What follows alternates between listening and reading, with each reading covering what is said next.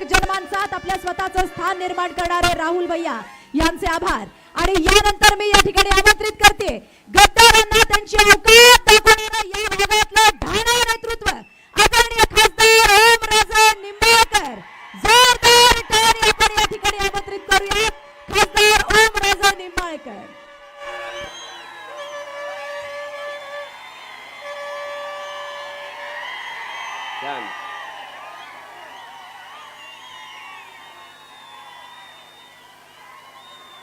तुमच्या सगळ्याचा उल्हास बघितल्याच्या नंतर मला साहेब असं वाटतंय की महाराष्ट्राच्या मंत्रिमंडळात कॅबिनेट मंत्री असणाऱ्या माणसाचा सगळ्यात जास्त मतानं पडायचा जो विक्रम होईल तो या मतदारसंघात होईल।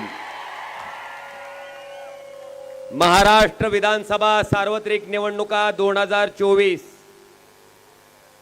या निवडणुकीच्या निमित्तानं महाविकास आघाडीचे व राष्ट्रवादी शरद काँग्रेस पक्षाचे अधिकृत उमेदवार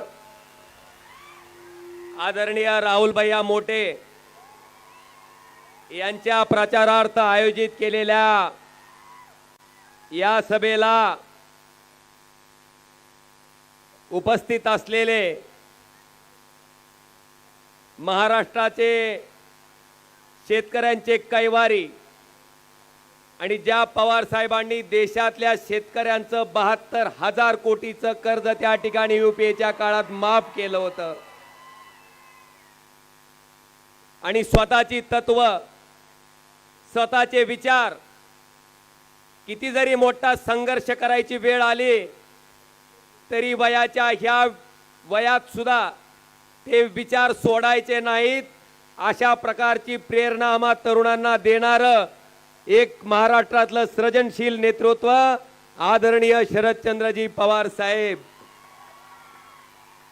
या ठिकाणी मंचावर उपस्थित असलेले शिवसेनेचे जिल्हा प्रमुख कैलासवासी ज्ञानेश्वर तात्या पाटील यांचे चिरंजीव आणि बांधवांनो, माझं संबोधन सुरू करण्यापूर्वी आदरणीय तात्यांना सुद्धा मी विनम्र असं अभिवादन करतो।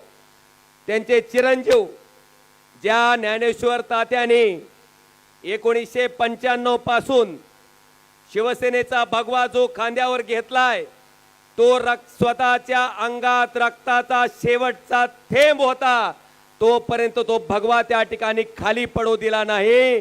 निष्ठा काय असते, शिवसैनिक कसा असतो याचं उदाहरण ज्या तात्यांनी पूर्ण महाराष्ट्राला दिलं, त्याच तात्यांच्या पावलावर पाऊल टाकून रणजितनं शिवसेनेचा एबी फॉर्म असताना सुद्धा पक्षप्रमुख उद्धवजी ठाकरे साहेबाचा आदेश आल्याच्या नंतर रणजित परंड्याला होता। बांधवानो, 150-140च्या स्पीडनं जाऊन रणजितनं शेवटचे 2 मिनिटे शिल्लक असताना तो एबी फॉर्म काढला। मला अभिमान आहे की आज रणजित पाटील आमचे जिल्हा प्रमुख आहेत, मंचावर उपस्थित असलेले। आणि भैया, तुम्ही आता 100% चौकार मारणार आहेत, तुम्ही बिलकुल काळजी करायचं काही कारण नाही। आणि साहेब, माझी तुम्हाला विनंती असणार आहे की एका बाजूला महाराष्ट्रात गद्दारीच्या राजकारणानं पोखरले, स्वतःच्या स्वार्थासाठी स्वतःच्या पदासाठी माणसं त्या ठिकाणी 40-40 वर्षाचे पक्ष मोडून त्या ठिकाणी पळून जात आहेत। कोण खोक्याच्या आमिषाला बघून पळून जाते, कोण ईडी सीबीआयच्या भीतीला बघून पळून जाते। पण तशा प्रतिकूल परिस्थितीत ही राहुल भैयांनी आपली साथ सोडली नाही साहेब। प्रामाणिकपणे इमानदारीनं त्या ठिकाणी पवार साहेबांशी प्रामाणिक राहून त्यांच्या पाठीमागे खंबीरपणे उभा राहायचं काम राहुल भैयांनी केलंय। आणि भैया, ही प्रामाणिकपणा, ही निष्ठा ही जनता 20 तारखेच्या मतदारातून दाखवून देईल की गद्दार काय असते आणि खुद्दार काय असते, हे येणाऱ्या 23 तारखेच्या निकालातून आपल्याला त्या ठिकाणी दिसून येईल। बांधवानो, आपण बघताय मागच्या 2.5 वर्षापासून महाराष्ट्रातलं राजकारण। आता मला सांगा, खरी शिवसेना कुणाची हो?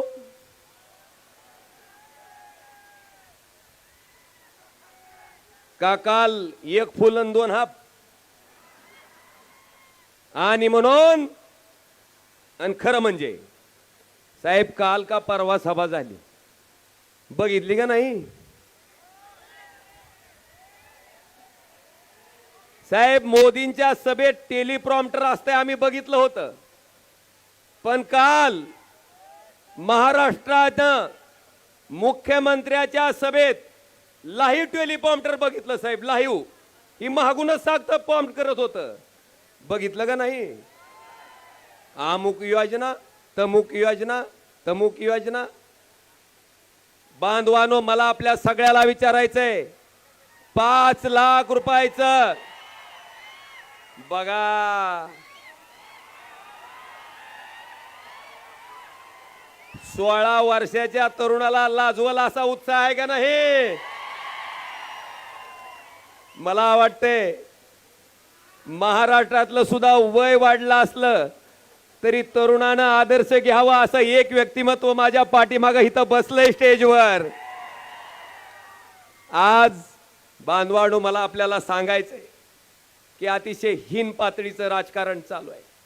स्वतःच्या स्वार्थासाठी, स्वतःला ईडीच्या चौकशीतून वाचण्यासाठी, स्वतःच्या 50 खोक्यासाठी लोक त्या ठिकाणी फुटतायत. आज आम्हाला अभिमान आहे साहेब, आम्ही अभिमानानं कुठल्याही व्यासपीठावर गेल्यावर, कोणाच्या समोर गेल्यावर सुद्धा आम्ही त्या ठिकाणी भाषण करू शकतो. कारण 50 खोके घेऊन जर कुणी गद्दारी केली असती तर इथं बारकं बसलेलं शेंबडं पोरग सुद्धा म्हणलं असतं, काय मोठ्यानं भाषण करायला रे 50 खोकेवाल्या. आम्ही आमची प्रामाणिकपणा, आमचा इमानदारी आम्ही दाखवलंय, आमची निष्ठा आम्ही दाखवलंय. आणि म्हणून आज साहेब आमच्याकडे पैशाची कमी असेल, नसेल आमच्याकडे सत्ता, पण त्या ठिकाणी नीतिमत्तेचं आणि निष्ठेचं अधिष्ठान इतक्या मोठ्या प्रमाणावर आहे साहेब की ह्या भागातल्या जनतेनं, ह्या भागातल्या समोर बसलेल्या जनतेनं मला सारखं हिनवायचे, मोदीमुळं आला, मोदीमुळं आला. मला सासूरवासच होता, सारखा डुसण्या होत्या.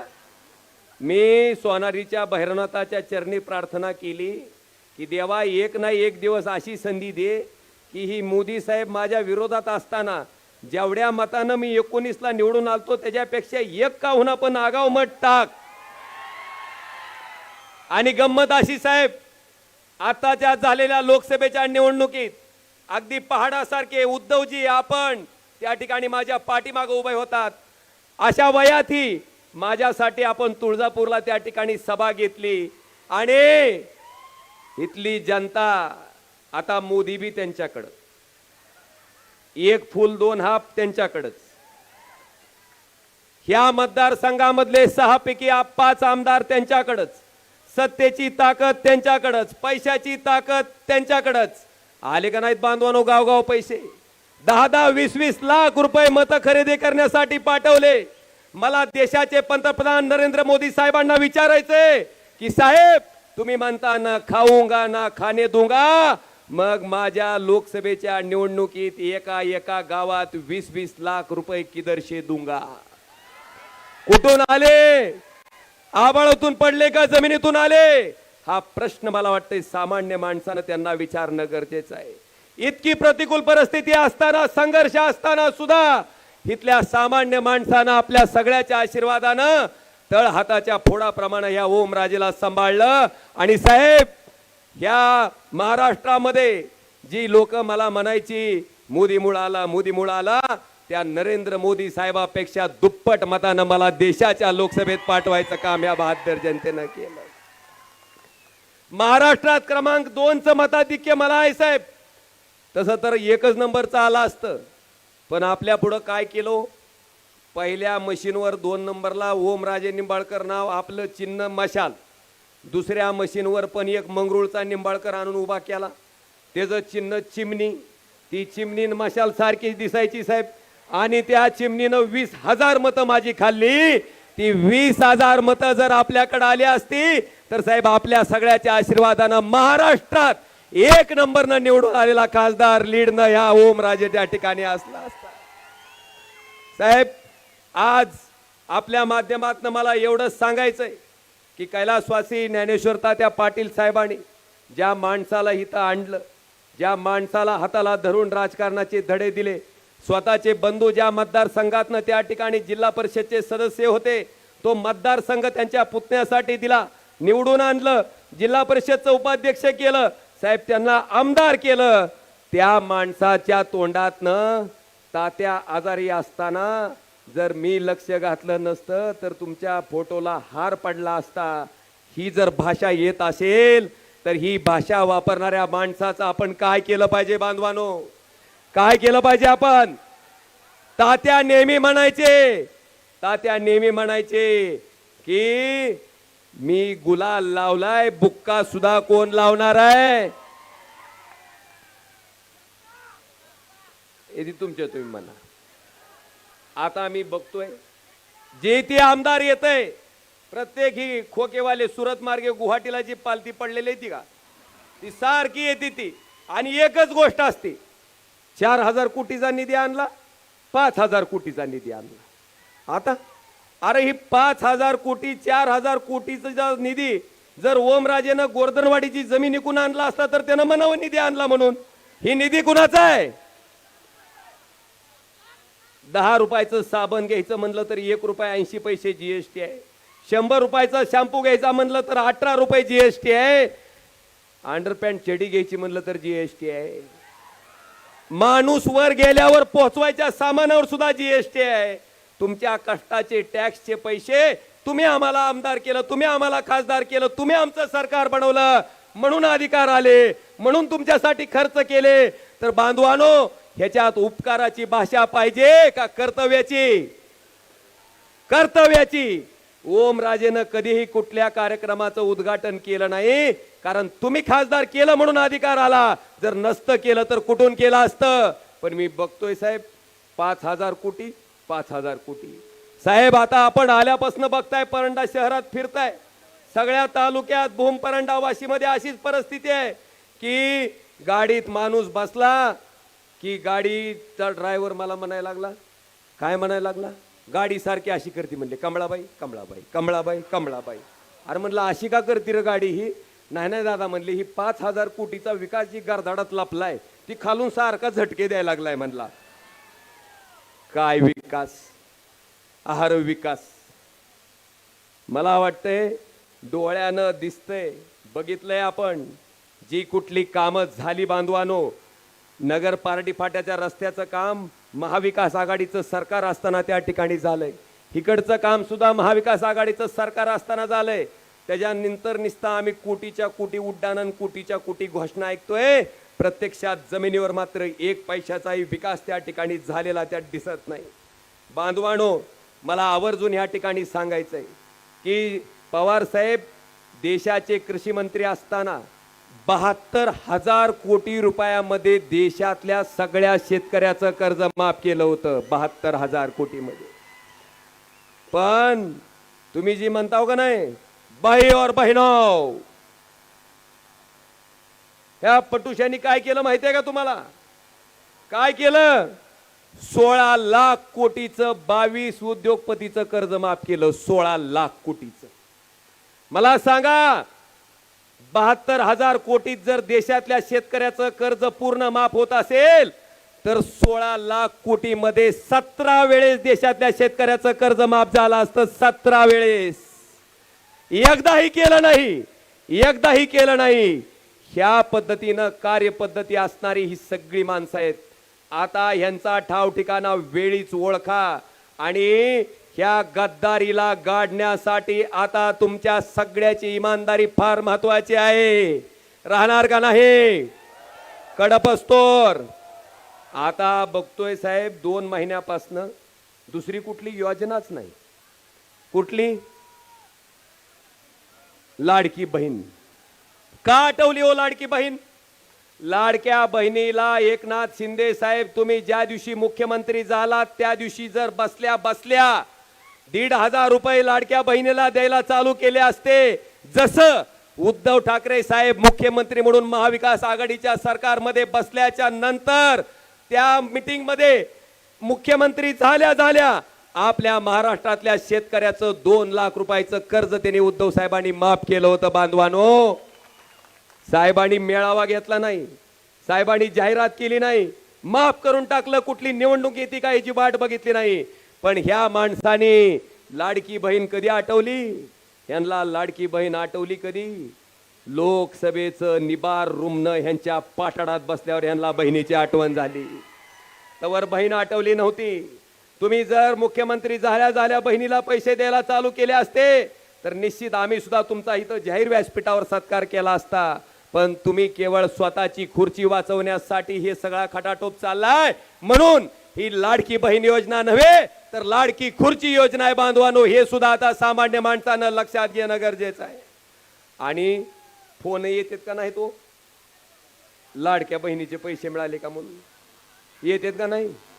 हा, आता मला सांगा साहेब, या लाडक्या बहिणीच्या मला वाटते काय म्हणायचं, त्या पिपाणीत पुंगी टाकायचं, पुंगीत पाणी टाकायचं काम आपण केलंय. कसं कसं आपण जी पंचसूत्री जाहीर केली ही आता सांगायले होते 1,500चे आमचं सरकार आल्यावर आम्ही 2100 करू म्हणून सांगायलेत का नाही? पण बांधवानो, महाविकास आघाडीचं सरकार आल्याच्या नंतर त्या पंचसूत्रीप्रमाणे या लाडक्या बहिणीला जे मानधन दिलं जातंय ते महिना 3,000 रुपये त्या ठिकाणी दिलं जाणार आहे. हे सुद्धा त्या ठिकाणी लक्षात घ्या.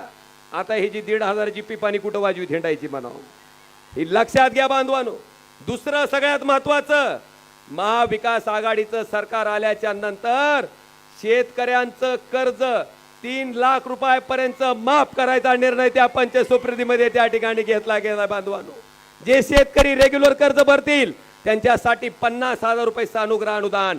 आणि सगळ्यात महत्वाचं 5 लाख रुपयाचं तुम्ही ते आरोग्य कार्ड घेऊन गेल्यावर डॉक्टर तुम्हाला सांगते पहिल्यांदा हा आजार बसत नाही, ह्या गोळ्या बसत नाही, हे ऑपरेशन बसत नाही.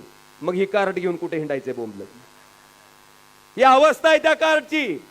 आणि हीच गोष्ट लक्षात घेऊन महाविकास आघाडीनं त्या ठिकाणी 25 लाख रुपयाचा तुमचा आरोग्य विमा त्या ठिकाणी द्यायचा निर्णय महाविकास आघाडीच्या सरकारनं घेतलाय बांधवांनो. फक्त मुलींच्या शिक्षण फ्री करू म्हणून घोषणा या सरकारनं केली, पण मुलींचं आणि मुलांचं दोघांचं शिक्षण घोषणा नाही तर त्या ठिकाणी मोफत द्यायचा निर्णय महाविकास आघाडीच्या पंचसूत्रीमध्ये आहे बांधवांनो. विषय बरेच आहेत, असंख्य आहेत. मला आपल्या सगळ्याला एवढंच सांगायचंय, प्रामाणिकपणे सांगायचंय की एखादा समाज जेव्हा रस्त्यावर मोठ्या प्रमाणात उतरतो, समाज रस्त्यावर उतरल्याच्या नंतर लाखो शेकडो लोक रस्त्यावर उतरल्याच्या नंतर ते आंदोलन कोणत्या का समाजाचा असना त्या समाजाचा सन्मान करणं हे लोकप्रतिनिधीचं काम आहे.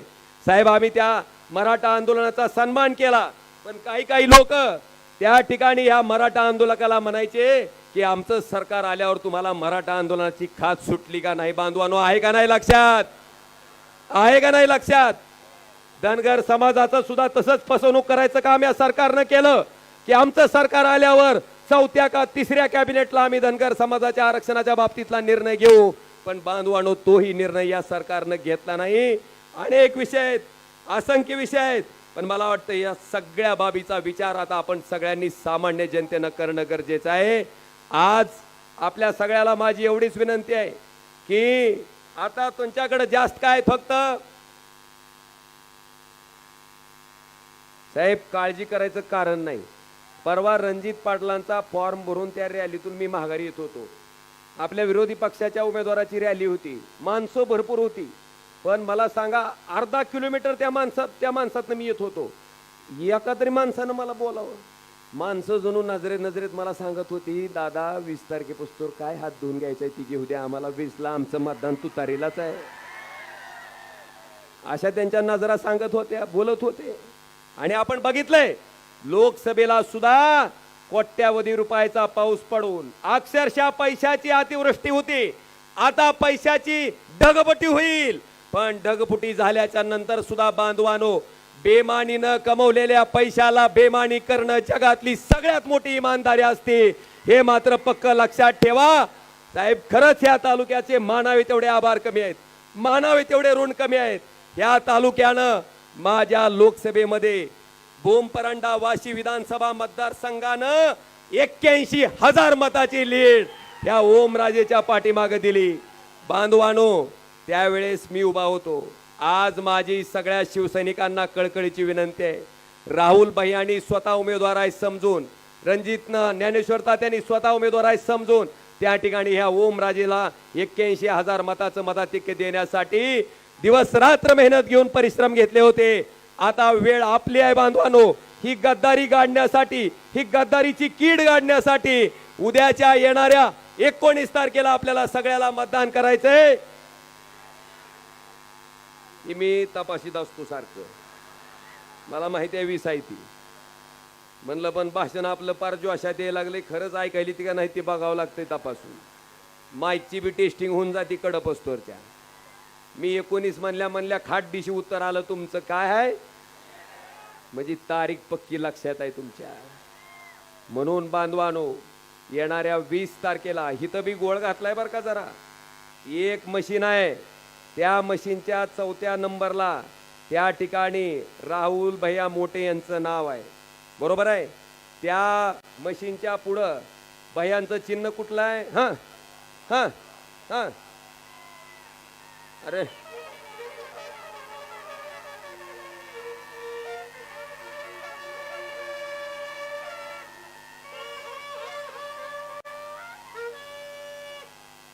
अजित दादा कृपा.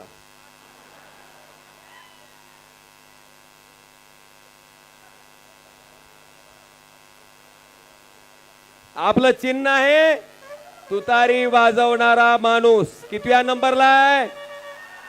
कितव्या नंबरला आहे? आणि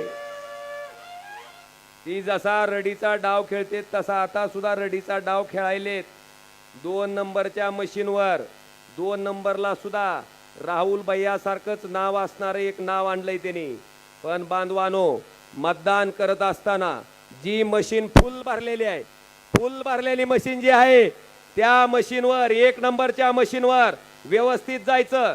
कुत्र मागं लागल्यासारखं मतदान करायला जायचं नाही, शांततेत जायचं. नाहीतर लय उलास असतं. इथली लय उलाशी होती बघा ह्या कोपऱ्यातली, आता जरा थंड बसली ती लय उलास.